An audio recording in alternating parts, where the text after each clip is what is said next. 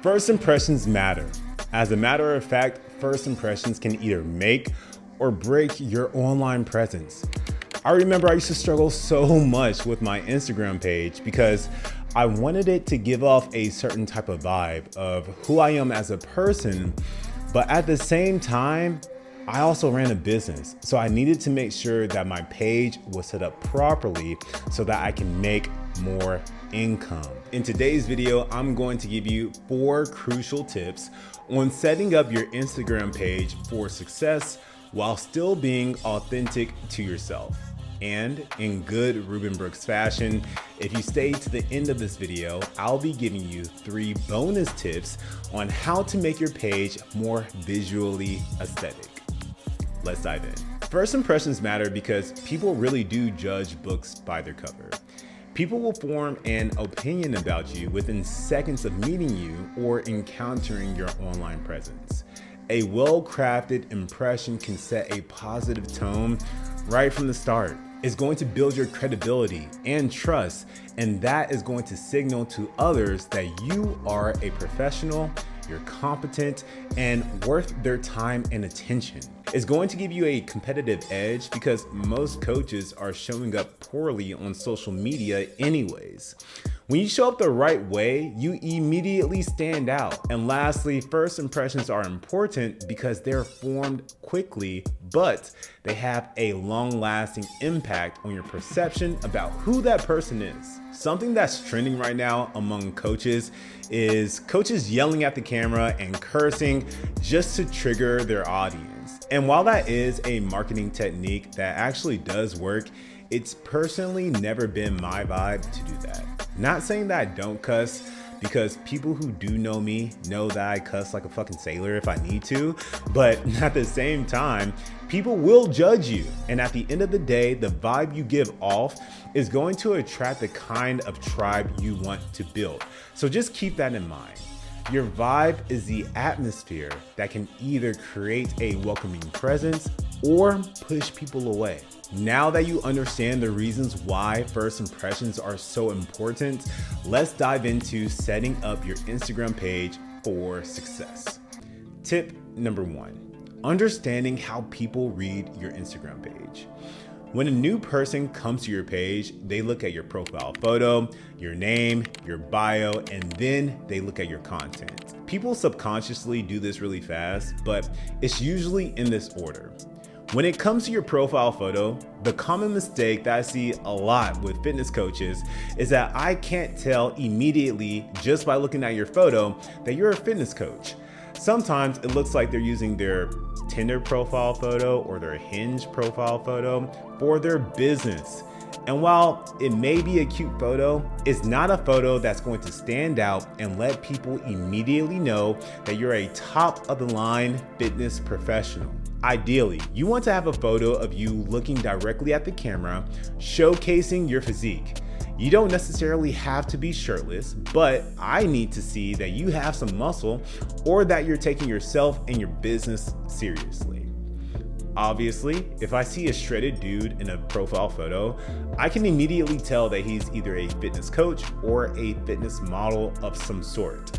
And as a viewer, I will want to click into the photo to discover just a little bit more about the person. Now, if you're not super shredded, a simple black shirt or a polo shirt with your arms crossed, kind of like this, right, works really well. It's actually the quintessential personal trainer photo.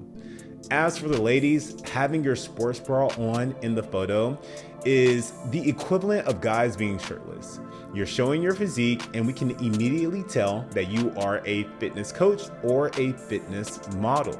If you don't want to wear a sports bra, having a dry fit shirt or a quarter zip pullover will do perfectly because it shows that you're in some kind of athletic field. Tip number 2, clearly displaying your name and occupation. Now that people can see that you are professional in the space immediately just by looking at your profile photo, the next thing you should have to optimize your Instagram page for success is to tell people your name and your occupation. It pains me When I go to a fitness coach's profile page and their name is not clearly displayed, I don't want to have to search to figure out how I should address you. So to make things simple, in the name field, just put your real name along with your occupation. If you're an online coach, put that you're an online coach. If you're a hybrid coach, put that. If you're a nutritionist, put that you're an online nutrition coach. Whatever it is, people need to see and immediately know who you are and what you do, and most importantly, how to address you. Tip number 3, optimizing your profile bio. The next thing people look at when they visit your page for the first time is going to be your profile bio. And this is where most coaches get stuck. Here is the formula for creating the perfect bio. I help blank with blank. The first blank is going to be your niche. The second blank is going to be the result that you're advertising. So something like I help men burn fat, build muscle, and build strength in 90 days or less. The niche is men, and what I'm promising is building muscle, burning fat, and building strength in 90 days or less. You can also put something like without giving up your favorite foods or your lifestyle to make your I help statement more dynamic. The niche lets people know that they are a part of the community, and the result is what you are advertising. In marketing, your I help statement is your unique selling proposition, also known as your USP. Your USP is how you're going to be standing out from the crowd, and it also gives people a chance who have never seen you before immediately know what you do and how you can help them. The truth about your bio is that it's really not about you. It's about the people that you are serving. A random person that could be a potential buyer that comes to your page, they don't care about you. They care about what you can do for them. I personally would refrain from talking about your personal hobbies. Let your personal interests and your hobbies shine through in the content that you put out. Now, at this point, you're probably thinking, well, Ruben, if I have the same niche as other fitness coaches, how am I supposed to stand out if we both are helping men and women build fat, burn muscle, and get in great shape in 90 days or less? Great question. The answer to this is by how you are going to be marketing yourself. Think about me, for instance. There's a ton of other fitness business coaches out there, and we all market very similar things. But why are you listening to me right now and not them? The answer is simply because they're not me. They don't have my swag. They can't formulate their content like I can with mine.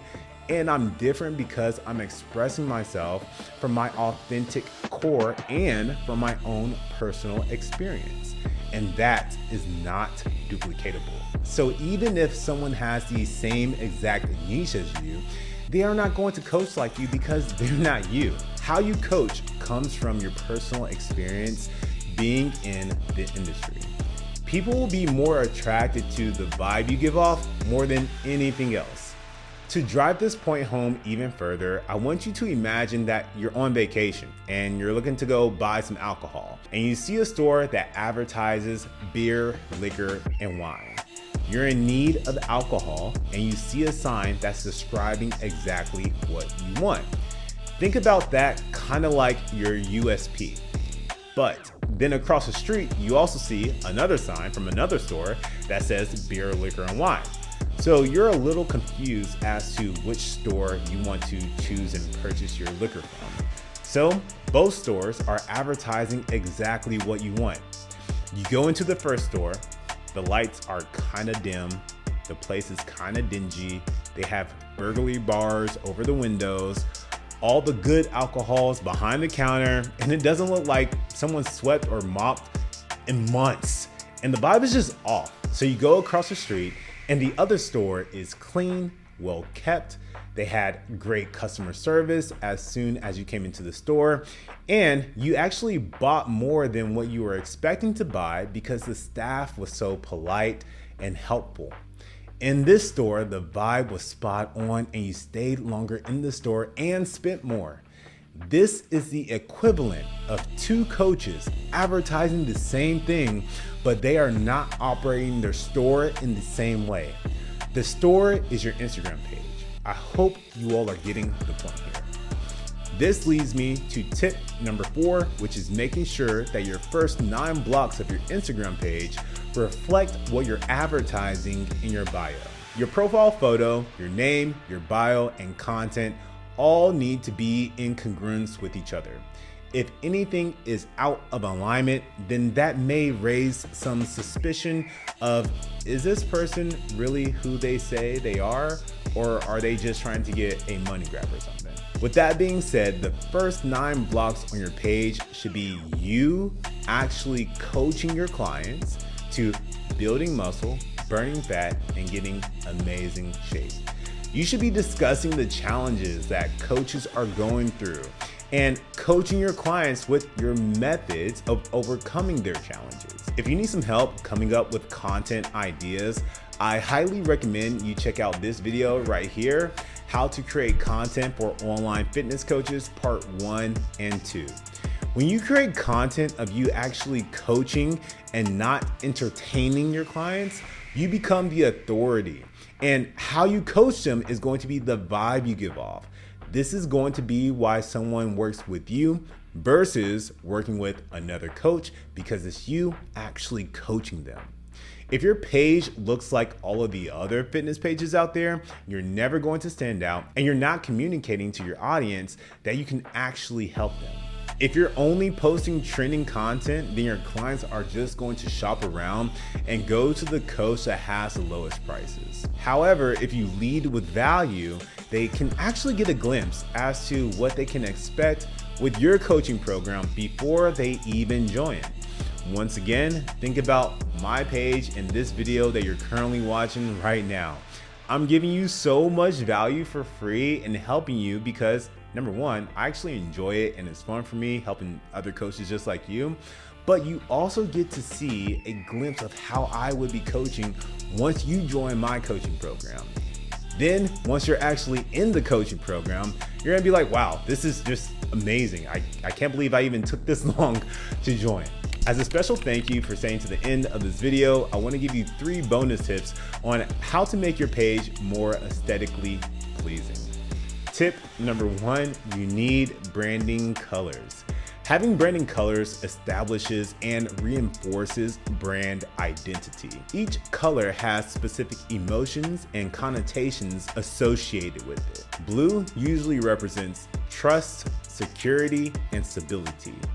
Red represents energy, passion, excitement, danger. Green represents nature, growth, freshness, and prosperity. I'm not going to go in detail of every single color, but you get the point. To make this process simple, here's how I want you to find your branding colors for your business. Go to an Instagram page that you really resonate with and then screenshot their page. Then go to Google and type in Canva palette generator. Next, upload the photo. There you will see the exact colors that brand uses, and now you can use those colors on your page. Bonus tip number 2, your highlight covers. When a person comes to your page, their eyes follow a certain pathway as we discussed earlier in today's video. They see your profile photo, your bio, your name, and then your content. However, a big opportunity that most coaches miss out on is their highlight covers. Use your branding colors that you just made and decorate your highlight covers, and this will instantly help your page look more aesthetic and more polished. Go to Canva, type in highlight covers, and find the one that resonates best with your brand. Don't forget to use your branding colors.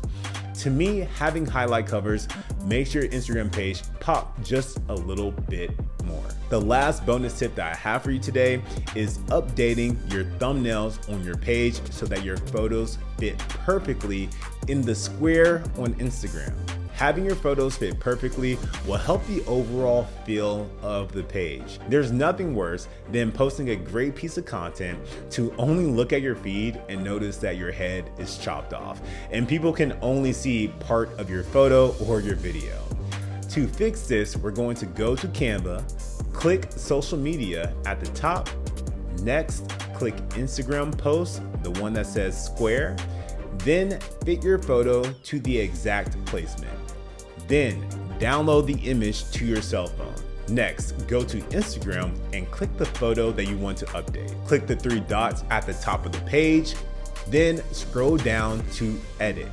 Go to cover on the top left, and then click the button add from camera roll. And there you should see the photo that you just made from Canva. Adjust it properly, and there you have it. Implementing these tips will help you come across as more as a professional because it shows that you are taking your time and showing attention to detail. If you're showing attention to detail with your page, people will also believe that you will show attention to detail when it comes to creating a coaching program for them. Okay, I gave you all a lot of tips today. Let me know down in the comments which tip helped you out the most. If you want my help personally, please click the link in the description to watch the free masterclass training where I go over all of this stuff in great detail. After you watch that video, you'll have an opportunity to book a call with myself and our team to see if you're a great fit for the Fit Boss Blueprint coaching program. That's it for this video. See you next week.